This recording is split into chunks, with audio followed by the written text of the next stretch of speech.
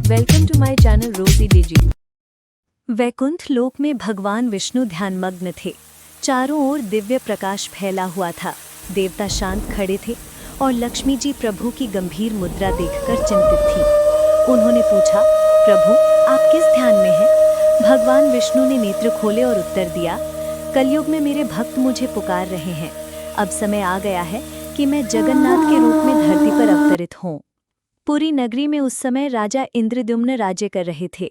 एक रात उन्हें स्वप्न में भगवान ने आदेश दिया, मेरी मूर्ति एक दिव्य नीम की लकड़ी से बनेगी जो स्वयं समुद्र से आएगी। अगली सुबह समुद्र के किनारे एक विशाल नीम की लकड़ी तैरती हुई आ पहुंची। राजा हाथ जोड़कर विनम्रता से उसे प्रणाम करते हैं। संतगण मंत्रोच्चार करते हैं।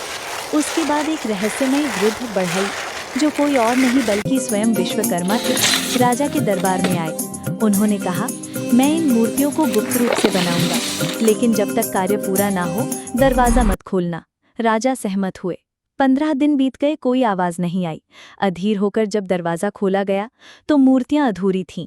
भगवान जगन्नाथ, बलभद्र और सुभद्रा की दिव्य लेकिन बिना हाथ पांव वाली आकृतियां। तभी आकाशवाणी हुई, यही मेरे सच्चे रूप हैं। बिना हाथों के भी मैं सबकी रक्षा करता हूँ, बिना पैरों के भी सबके साथ चलता हूँ। हर वर्ष भगवान के इन रथों का निर्माण अक्षय तृतीया से प्रारंभ होता है।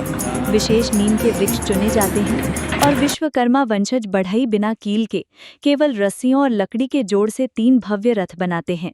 नंदी घोष भगवान जगन्नाथ, तालध्वज बलभद्र और पद्मध्वज दर्पदलन सुभद्रा। कुछ ही दिनों में रथ अपने भव्य रूप में तैयार होते हैं।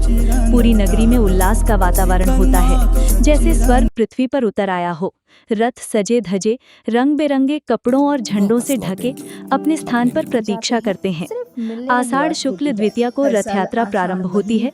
लाखों श्रद्धालु एकत्र होकर भगवान को मंदिर से बाहर लाते हैं। मोटी रस्सियों से रथ खींचे जाते हैं। ढोल, शंख, मंत्रोच्चार और फूलों की वर्षा के बीच भक्त जय जगन्नाथ के जय घोष करते हैं।